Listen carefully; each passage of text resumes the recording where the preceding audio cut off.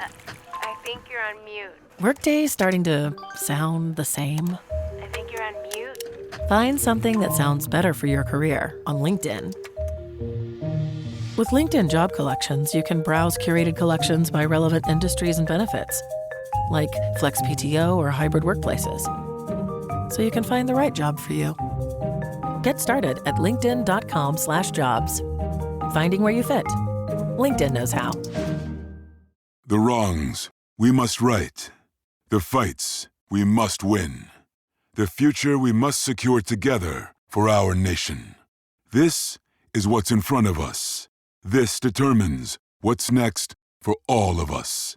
We are Marines. We were made for this. Hello, it's Dave here. This is my wife, Kathy. Hello. And this is the Cinemile, of course. It's the podcast where we walk home from the movies. Today we're going to go see a movie called Babygirl, which is the end of a very long-running saga in January between me and Kathy, in which I have been pestering her to watch the movie Nosferatu, and which she has been pestering me to watch the movie Babygirl.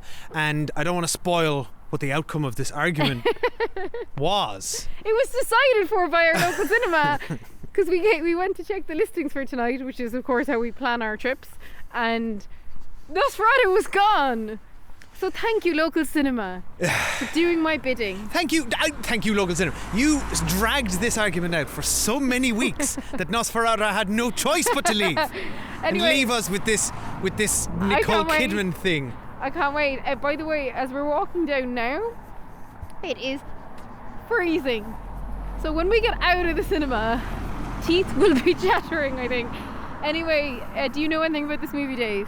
Yes, I watched the trailer. It actually it looks fine.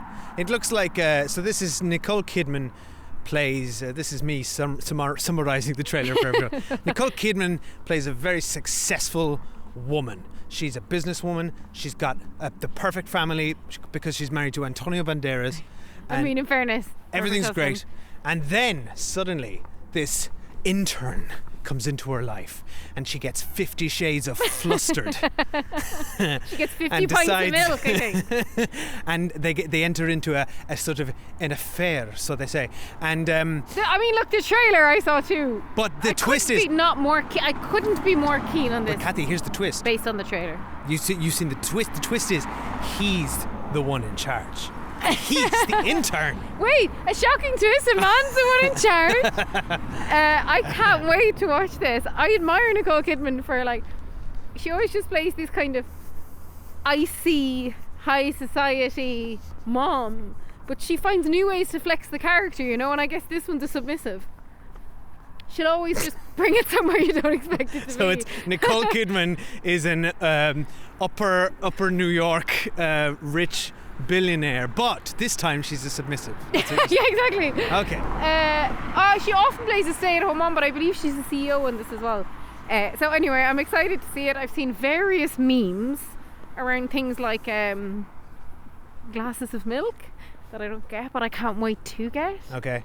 And we'll I haven't seen it. I don't see memes. I think you'd be thrilled to watch this over Nosferatu, personally. Well, I mean, I went to our Patreons.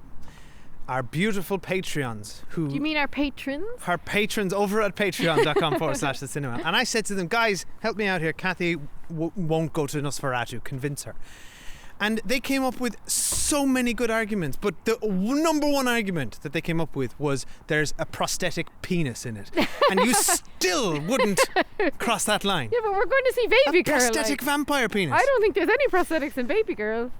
You think it's all real? It's all real, so. Baby. The guy in it is the guy from Triangle of Sadness, which is a film we loved, and I actually think we never talked about it on this podcast because we watched it at home. But yeah, it's a fantastic film. He was brilliant. So yeah, I'm excited to see it, and we shall be back after we have watched Babygirl. See you soon. Being a CEO means being a collaborator and a nurturer. Don't you have to be at work? Everyone is just waiting for me to buckle under the pressure. Is now a good time to introduce the interns? Yeah.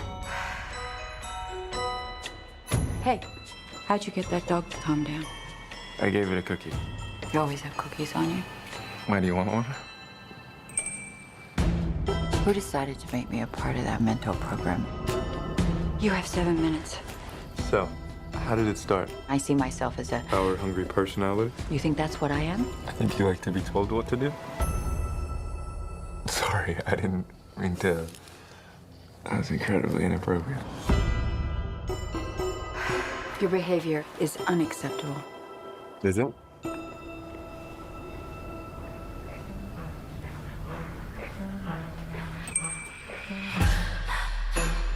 If we're gonna do this, we need to set some rules that you and I both agree on. Did you order this? Starting with, I tell you what to do and you do it. All right, hello, we're back. We have just come out of Babygirl. It's really, really quiet, so I don't really feel comfortable talking about this movie out loud. But here we are. As always, on the Cinemile, there's no spoilers until, of course, we get to Spoiler Street. But it's very, very difficult anyway to spoil a movie that contains no plot. I think it's wild that it's only January. We've just seen the worst film of 2025. Yeah, it's a very, very bad film, and I'm I'm never going to let you forget about this because so this sorry. is your fault. Do you know We what could I have realised? Nosferatu'd it up big time. A movie that is universally acclaimed. I realised- that our patrons told you has a floppy prosthetic vampire dick, and you chose this where Nicole Kidman laps up milk from a saucer. I realised I was watching it, and about halfway through I went, what the hell, this is so bad. And I realised, oh, I've seen memes about it, and I've seen a trailer. Oh, which I you enjoyed, didn't know but about I the had never sub-dom seen. stuff? No, I got that from the trailer. No, I realised I'd never seen a review. I didn't realise it was a bad movie. Yes, well, we don't actually like to look at reviews too much before we go in because I think it can taint your opinion. But sometimes they're very useful for steering you away from Yeah, like things. I don't seek them out, but I'll usually see them. But I realise now I've only seen things about the milk and like silly clips from the trailer. So, But this anyway, actually look, has pretty good reviews. I'm so sorry. This has okay reviews. This film has not been slated to the point that we are about to slate it because we had a terrible time. I'm at this. gobsmacked. Like, I'm gobsmacked. I'm not a big fan of Rotten Tomatoes, but if you want to use that as a method, 77% of critics like this. This is a fresh movie. That's wild. 48% popcorn meter. So I'm with the popcorn crowd. Wild. 52%. Like, okay, so just to break it down, it's the worst I've ever seen Nicole Kidman ever in her whole career. And I really like Nicole Kidman. It's deadly boring. It is. This movie is tedious. 2 people got up and left in our cinema, and then... Oh, they came back actually. Did they? Oh, Yeah. well, I thought they were gone for good, and I was jealous of them. It was deadly, It is so tedious. I couldn't wait for it to boring. end. It has no plot. It is the least sexy film I've ever seen. Yes, thank you. It's so not sexy. There's And by the way, nothing in it. by the way, I do feel it should be said that firstly, a couple of caveats. Number one, I don't understand the world of BDSM or sadomasochism or any, and I do not wish to kink shame anybody who's into that stuff. And I guess there are people who might find this film sexy. I agree They've with no you. chemistry, though. Yeah, they're and if the aim of this film were to make that world accessible and interesting to a mainstream audience, I think it has failed spectacularly because but there's none of I that didn't, in it. I could. There was no way into this film because the characters are so insanely bland and boring. But there's not And- it's not even a particularly kinky film, though. No, I don't. Like, I agree. I would agree. venture to say 50 Shades of Grey is a kinkier film than this. Like, this film is all tedious close-ups of Nicole Kidman and So much whispering. really boring scenes and loads of whispering and like shockingly bad dialogue, and I'm sorry to say terrible direction, really bad use of music. But like, it was just, I love that it's called an erotic thriller because it's the least thrilling film I've ever watched. Oh my god, no, this isn't a thriller. Like, okay, I think a really good counterpoint for this film is Challengers, which it deals with a lot of the same subject matter. It's about shifting power dynamics between and as they relate to power dynamics in both a professional setting and a personal setting, right? Yeah. And how they can sort of go back and forth, a bit like a tennis match. And And look, we've the talked a lot about difference is- Challengers on this and I'm not, podcast. yeah, I won't go, but the Yeah. difference is what Challengers does is it it creates a sense, the movie never stops and creates a sense of momentum and propulsion. This movie is the exact opposite of like Newton's laws. It has no momentum. It is, you're just waiting for it to kick into gear, and it never does. And when it does present some dramatic conflict, it does it in the most soap opera way. Like, I was actually shocked at how bad it was. And to your point, the dialogue, the writing in this movie, like, for the most part, I was incredibly bored, but I was like, at least the movie is not like, there's stuff happening in between, behind their eyes, and the stuff's all happening between the characters, and I was like, okay, it's like this, and I'm trying to, so this is what she wants, and this is kind of, I could see that, you know, they're trying to like establish the longing of the characters in the silence. Was okay. And then in the third act, not to this isn't a spoiler, but she just comes out and says everything. You know, she says, turns out this is what I wanted, and this, and just like, I could not believe it was showing, not telling for so long, which was boring anyway, but then it just flipped and just told instead of showing for the end. It just like literally just like, I guess the real thing I wanted was this. I'm just like, what? It's so boring, and it's you just ruined any bit of intrigue. Like, we had a lot of fun back when the 50 Shades franchise was out and we reviewed it on this podcast. I had way more fun at 50 Shades Grey as a movie, because at least that's silly. But it tonally knew what it was. So I think the problem with this film is that this film thinks it's prestige. Highbrow? Yeah, exactly. This film is by A24, and I think this is a turd wrapped in a beautiful A24. It's a really bad bow. movie. Like, it's like if you took 50 Shades of Grey and you think, oh, I'm going to make a really intellectual version of it, but you haven't. Yeah. And I like, my overwhelming feeling, and I did turn to Dave multiple times and say this, is, what is Nicole Kidman doing in this film? Like, I'm gobsmacked. Like, at one point the actor's just got 2 fingers in her mouth and he's putting them in and out of her mouth, and I'm like, why are we here? Like, how did we get here? Why are you allowing that young actor to put his fingers in your mouth? But sorry, excuse me. Like, what's happening? Kathy, like, why are you surprised? Think of all the, many of the choices Nicole Kidman has made over the past few years. The Perfect Couple, garbage TV. Yeah, but that's garbage TV, but she's not writhing around like naked, like grinding into carpet. Oh, you know what I mean? Like, I just, like, I have no issues with actors doing sex scenes or anything like that. Freedom of expression, everybody, brilliant. But like, why is she debasing herself for this film? Yeah, this film was not worth it. But the stuff she does is quite brave. It's very revealing and it's very exposing. Like, she puts her body out there. But she's been in like Eyes Wide Shut and all this kind of stuff. So like, it's not atypical for her. Yeah, sure. It's just like, I don't know.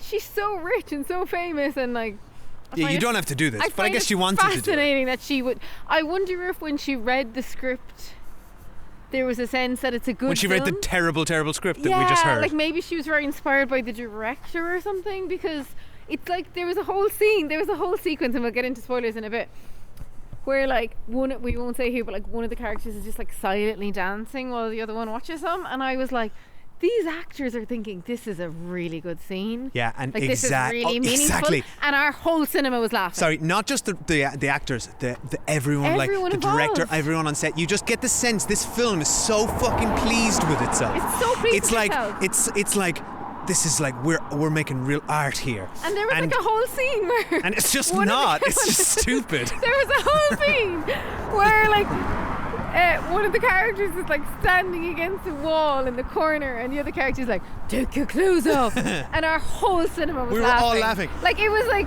a skit. It was like, I did at one point think, oh, I wonder if this film is farce and they're kind of fucking with us, but I don't think it's supposed to be farcical. No. But it was very farcical. No, it's what you said a moment ago. This is high art. This is an attempt at high art. My final problem with the film, and this is a very deep problem that really bothers me. So we open and it's Christmas season and the interns begin. Now, have you ever heard of an internship program beginning the week before Christmas? I haven't. They have their Christmas party. There's Christmas trees everywhere. It's Christmas. We get it. Yeah. As the film goes on and many months seem to be passing, there are always Christmas trees on. And then it fully ends again with more Christmas trees. So either a week passed, a year passed, or 100 years passed. we kept, all ending in we December. kept thinking, and then there's... Why is it still Christmas? Why is there a Christmas tree there? And I just don't know. Is the film fucking with us? Did a year pass or did a month pass? I don't know. It's been like it's been 5 Christmases, and our affair keeps going on. Christmas stuff means nothing. Well, to be you fair, should never date your film like that because it's so confusing as a viewer. Because I'm like, huh? To be fair to the movie, Christmas is creeping ever earlier each year. So it could be like November 1st it started. But they're having right? their office Christmas party that week. No, yeah, I know. And also, finally, how small is this company that apparently seems to be like a huge kind of Tesla situation? Because basically everywhere she goes in her office, the intern's just like next to her, the coffee dock, on the roof. She goes out for drinks, he's there. Like, it's just everywhere. Yeah. The amount of hoops this movie jumps So through bad. to get these two together is so ridiculously contrived. I'm just going to spoil one here. It's just like it's in the trailer as well. He shows up in her house, and he's talking to her kids, and she comes in and is like, "Oh, why are you here?" And he's like, they told me to bring you your laptop. Anyway, look, I think I just don't want to drag any more of my own time out. We're walking that has out already anyway. been invested in this movie. So let's get to spoiler I street. apologise deeply. Oh, Thank you, there's I one- accept your apology. There's one thing I want to say before we go to spoilers. What? Antonio Banderas, he salvaged his own reputation. He's From the Paddington in Peru? No, he's great in Paddington. No, he is great in No, I Paddington mean, in Peru. he's the best thing he's the only good thing in this film. Like, I think he's He's the only fine, like... He's the only actor who can leave this film with their head up high and be like, I didn't disgrace myself. No, to be fair, I think your man, what's his, Harris Dickinson, what's his name? I don't know. The guy? He's, I apologies. Nah, he I think he was fine. I think both himself and Nicole Kidman have a lot to be embarrassed about. You think coming so? out of this film. Yeah. Their scenes were terrible together. Yeah, but I don't think that's their fault. I think they did their best. I don't think it's their fault, but I don't think that they can come away unscathed from something this bad, you know? Yeah, I guess. Okay, well, look, anyway, we're going to go to Spoiler Street now. You might hear a quick ad before we do. Okay, so brace yourself now, because we are going to spoil the hell out of Babygirl. Are you ready? Are you ready, Babygirl? As you said, there's kind of nothing even to like spoil, but like I agree with you at the beginning. There was a sense of build-up. Now, what an opening scene between her and Antonio Banderas. Oh, can I talk about that for a moment? Yeah. So at the beginning, I was like, "Oh, hello, we're straight into it." here's what happened. Let me set the scene. So we are in our local cinema. We're in the smallest screen, so maybe there's 30, 40 seats, right? It's like 4 or 5 rows. So you can kind of see everyone. Maybe 10 people in there. Kathy gets up just before the film starts to go to the toilet, leaves me by myself. And then I look around and realise I'm the only guy in this the whole thing, and I'm by myself. And when I came back in, I went, "Oh, what a creep." And then I did feel a little bit unconscious that, if these women look over them, it's a guy by himself at this overtly sexual movie. It's a bit odd. And then the movie starts, and it's just straight into Nicole Kidman having a big old orgasm. Yeah. Or And it I turns felt- out a fake orgasm. And then I thought, no, like we're better than this as society. Like, a man can come to a film by himself, and it's like, you shouldn't judge. And then a man, moments later, a man who's much older than me walked in by himself and sat down, and I looked at him and you went, "You creep." Oh, So- Dave, he who casts I know. stones. But It came right back. I thought the opening sequence was very interesting, right? I genuinely did. Like, when she snuck down to her laptop, I thought she was going to check like the stock markets or something, because they're like, "Ooh, she's the CEO," and then that's not what she was doing. So I found the interesting beginning. I found the kind of the meet cute between her and the intern interesting.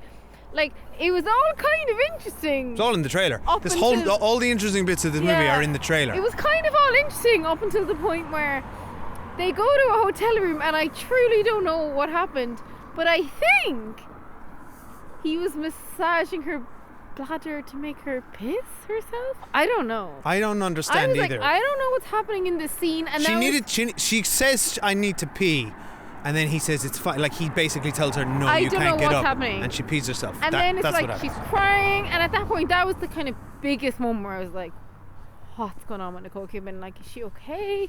And then the film just, it's so boring thereafter, because you know the way you said earlier about like, oh, BDSM or bringing us into this world of dominance or whatever, but there's none of that. It's just like a montage with like a big love song, like a big happy montage of them just having sex all over the place. They never really get to that stuff. But I was confused because I don't think they were having sex in that montage. I think they were just sneaking kisses and like touching each other a bit. I have no idea. Because later when she fully takes her clothes off, it's like a big thing, right? Like, I don't know, the film is trying to be explicit, but it's actually very prudish. Like, I don't actually know what was happening in any of those scenes, and I don't know if it's because they're trying to get below a certain rating, or I just didn't really get what was happening. And then it's because you're not as sexually liberated as the young people in this movie who go to nightclubs and I just didn't understand it. And then there was a sequence where this film was so unsexy that while all this was happening, all I was thinking was, there really should have been a strobe light warning for epileptic people at the beginning of this movie. Yeah, there really should have been. I had similar thoughts. And then there was like a sequence where they're in a room together and he says, I'm going to tell on you, as in I'm going to tell HR about you, unless you consent to me being your master. He said, consent, we both have to say yes. Which in itself is coercion. That's not, right? Consent has to be freely given. Yeah. So that's not consent. And I don't exactly know. Had the same thought. And it bothered me that the film put that out there unchallenged. Yeah, because he explicitly says he threatened her. Exactly. He and said, I think if you don't consent right now, I'm going to leave the room. And I know Nicole Kidman later says in her big tell-all scene that she's like, I can only get off if I know I'm going to lose everything. Like, I need extreme risk to get off, which is why she can't with her husband. But then at the same time, I still feel like if this is a film all about women's sexuality and women feeling safe to like explore or whatever, like, and it's a female director, I don't think a film should leave a thread hanging whereby they give an incorrect explanation of consent. So yeah, that really annoyed me. And other than that, I think it just annoyed me how boring it was. Like, I genuinely was so, like, all month. Like, I put on a month-long campaign to see this film. And when we first came in and the opening scene happened, I was like, oh, bring it on. This is going to be so fun. I think I thought it was going to be a fun film. But it's actually just kind of somber. Sad, yeah, because at the time when we saw 50 Shades of Grey, like, I used to think those films were a laugh. So, yeah, this is actually just a bit sad and a bit depressing. And yeah. But when it all, the big confrontation happens and like, which was fine when she reveals it to Antonio Banderas, that all played out fine. But then he comes to the house and they have this is a terrible scene. It was he has this kind of half scuffle with the guy, and then he's kind of having a panic attack, and the guy is like, I'm like, I think it's the Christmas tree, of course, because all this is happening. And then the funny thing was, the daughter comes and she's like, you need to come home. Dad won't leave the theatre. It's been like, she's implying this huge length of time. And I really wanted to turn to you and say, Mom, you need to come home. It's been 4 Christmases since you left. She goes, Dad's so upset. He's reading the Bible. And we're just like, what are we watching? And then I thought just had 100 endings. Then like, I didn't quite like the final scene, where I guess I like that this couple managed to. She's finally. I guess it's an okay message. I guess that she's finally comfortable with her inner sexual desires. Has expressed them. I mean, obviously her actions in the movie are not acceptable, and she damaged their family and their relationship. But they kind of worked through that as a couple, openly.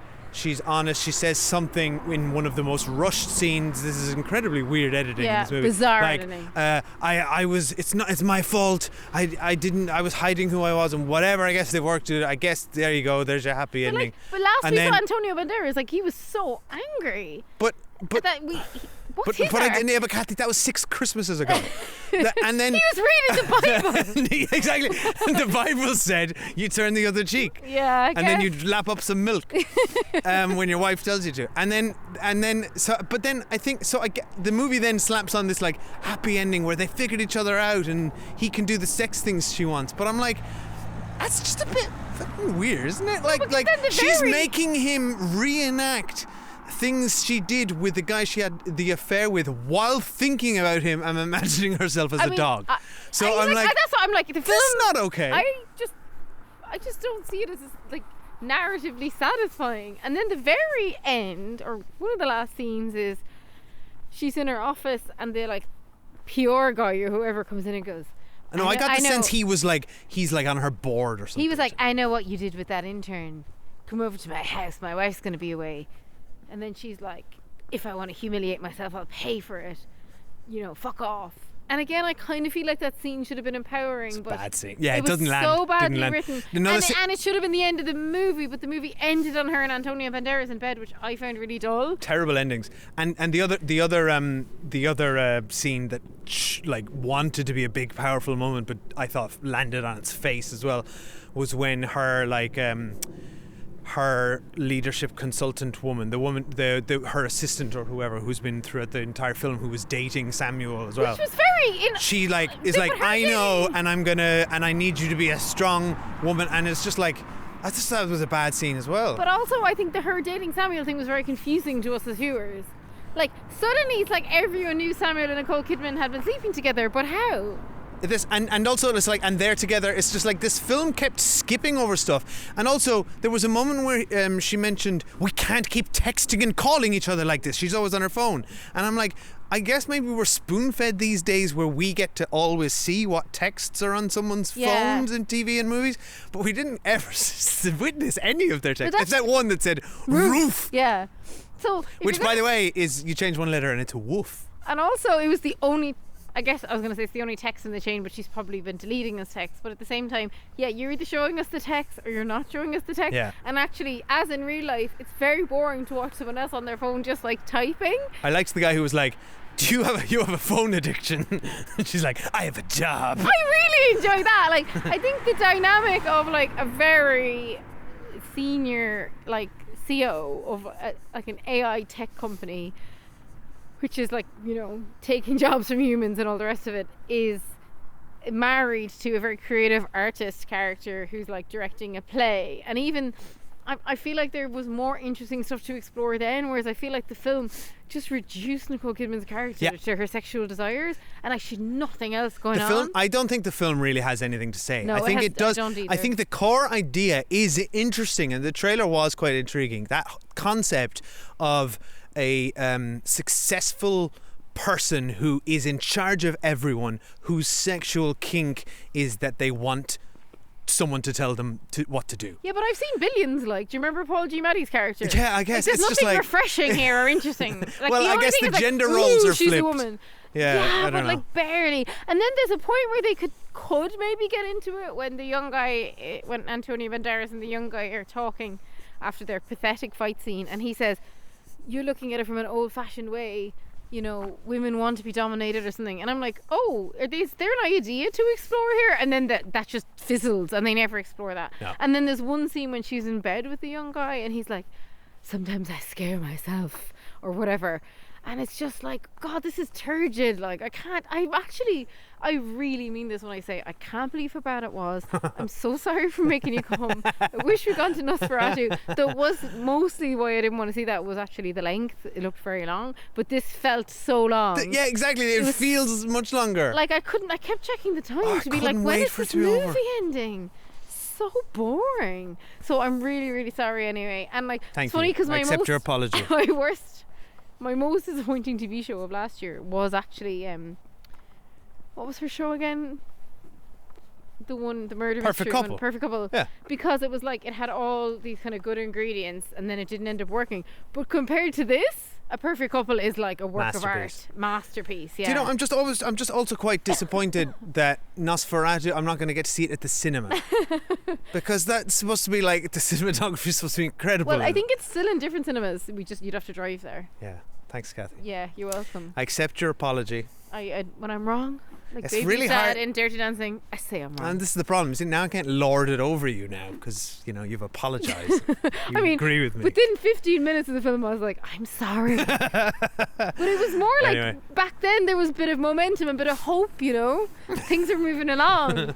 By the end, It just also took so long to Yeah. get there as well. And it wasn't, there was no, I agree with you, there was no real chemistry, there was no sizzle, No. there was no pop. This movie is just flat as and all it's hell. funny because like my memory of 50 Shades movies that they had no chemistry, but now I'm like kind of looking back fondly, like, geez, those movies were great, weren't And they? also- like, this is making me think better of a bad movie franchise. Didn't Nicole Kidman do this with Zac Efron recently in the film you watched?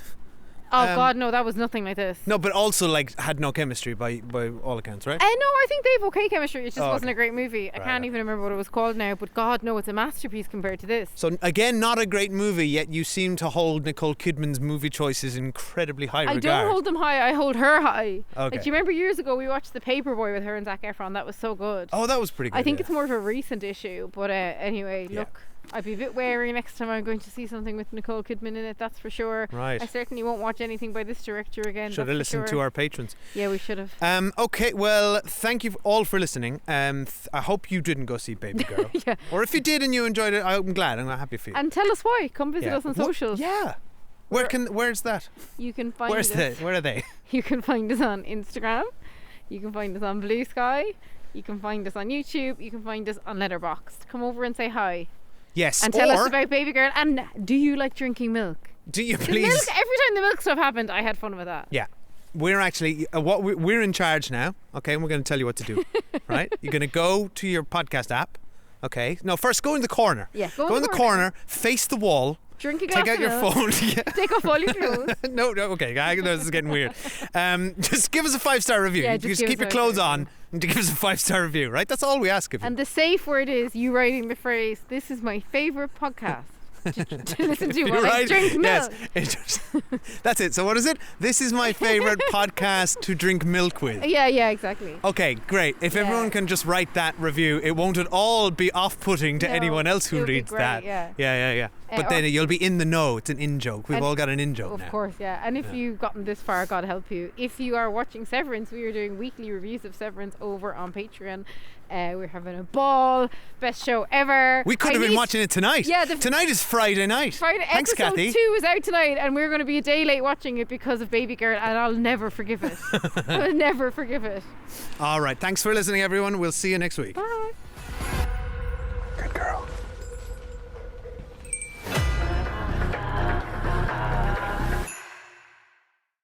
Hi, Kush Jumbo here. My podcast Origins is where the biggest names in entertainment tell me the stories that made them who they are today. This week on Origins is KSI. I did boxing as a joke, if that makes sense. So No, continue. Did you and Tommy Fury become friends? No. I would be sweating if I was like sitting next to another woman. I didn't know how to talk to females. Listen to Origins with Kush Jumbo wherever you get your podcasts.